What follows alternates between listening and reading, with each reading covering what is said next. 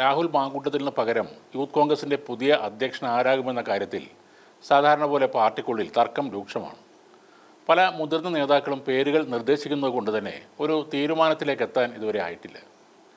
കഴിഞ്ഞ സംഘടനാ തെരഞ്ഞെടുപ്പിൽ പ്രസിഡന്റ് സ്ഥാനത്തേക്ക് മത്സരിച്ച് രാഹുലിന് പിന്നിൽ രണ്ടാമതായ വൈസ് പ്രസിഡന്റ് അബിൻ വർക്കിയാണ് സ്വാഭാവികമായും ഇപ്പോൾ ഈ സ്ഥാനത്തേക്ക് വരേണ്ടതെന്നാണ് ഒരു വിഭാഗത്തിൻ്റെ വാദം.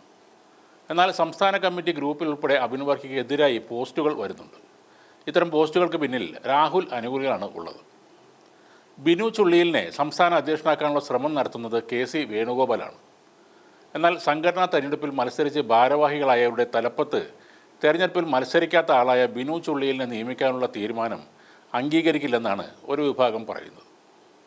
ഉമ്മൻചാണ്ടി ഗ്രൂപ്പിൻ്റെ പിന്തുണയുള്ളത് KM അഭിജിത്തിനാണ്. എന്നാൽ അതിനെതിരെയും എതിർപ്പുകൾ ശക്തമാണ്.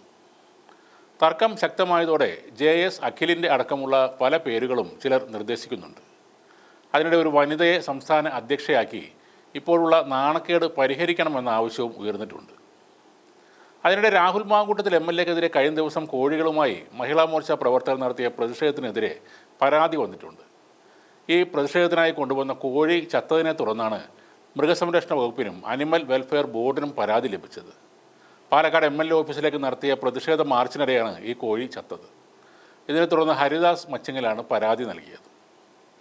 മാർച്ചിനിടെ സംഘർഷമുണ്ടായപ്പോൾ പോലീസിന് നേരെ ഈ കോഴിയെ എടുത്ത് എറിഞ്ഞിരുന്നു. അതോടെ കോഴി ചത്തുവെന്നാണ് പരാതി. പ്രതിഷേധത്തിനിടെ പൊരി വെയിലത്ത് MLA ഓഫീസ് ബോർഡിൽ പ്രവർത്തകർ കുറച്ച് കോഴികളെ കെട്ടിത്തൂക്കിയിരുന്നു. ചിലയിടത്ത് കോഴി ബിരിയാണി ഉണ്ടാക്കിയും രാഹുലിനെതിരെ പ്രതിഷേധം ഉയർന്നിരുന്നു. ഇവിടുത്തെ പ്രധാന വിഷയം ഒരു വലിയ യുവജന സംഘടനയുടെ പ്രസിഡന്റ്, ഒരു നിയമസഭാ സാമാജികൻ എന്നീ നിലകളിൽ പ്രവർത്തിക്കുന്ന ഒരാൾ കുറെ കൂടി ജാഗ്രത പുലർത്തണമായിരുന്നു എന്നതാണ്. അത് രാഹുൽ മാങ്കൂട്ടത്തിൽ ചെയ്തിട്ടില്ല. അധികാരങ്ങളും സ്ഥാനങ്ങളും കിട്ടുന്തോറും അയാളുടെ അഹങ്കാരവും വർദ്ധിച്ചിരുന്നു.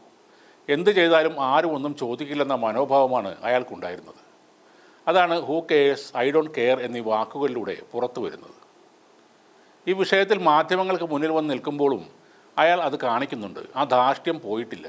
രാഹുലിൻ്റെ വഴിവിട്ട പോക്കിനെക്കുറിച്ചും സ്ത്രീകളുമായി അടുക്കാൻ കാണിക്കുന്ന ആക്രാന്തത്തിൻ്റെ കാര്യവും എല്ലാം ഉയർന്ന നേതാക്കൾ അറിഞ്ഞിട്ടുണ്ടാകും. എന്നാൽ അവരോടും രാഹുൽ ഇതേ മനോഭാവം തന്നെയാണ് പ്രകടിപ്പിച്ചത് എന്നാണ് മനസ്സിലാക്കേണ്ടത്. വരാനിരിക്കുന്ന തെരഞ്ഞെടുപ്പിൽ ഏറെ പ്രതീക്ഷകൾ കോൺഗ്രസിനുണ്ടായിരുന്നു. രാഹുൽ മാങ്കൂട്ടത്തിലടക്കം പലരും ഉന്നത സ്ഥാനങ്ങളിൽ എത്തുകയും ചെയ്തേനെ. എന്നാൽ സ്ത്രീകളെ കളിപ്പാട്ടമായി കാണുന്ന, അല്ലെങ്കിൽ ലൈംഗികദാഹം തീർക്കാനുള്ള യന്ത്രങ്ങൾ മാത്രമായി കാണുന്ന ഒരു പ്രമുഖ നേതാവ് ആ സ്വപ്നങ്ങളെല്ലാം തല്ലിത്തകർത്തിരിക്കുകയാണ്. പ്രതിപക്ഷ നേതാവ് VD സതീശൻ്റെ കഴിഞ്ഞ ദിവസങ്ങളിലെ മുഖഭാവം ശ്രദ്ധിച്ചാൽ അറിയാൻ കഴിയും. 10 വർഷത്തെ കാത്തിരിപ്പ് നിഷ്ഫലമായി പോകുന്നതിൻ്റെ ആ നിരാശ നിങ്ങൾക്ക് അവിടെ കാണാൻ കഴിയും.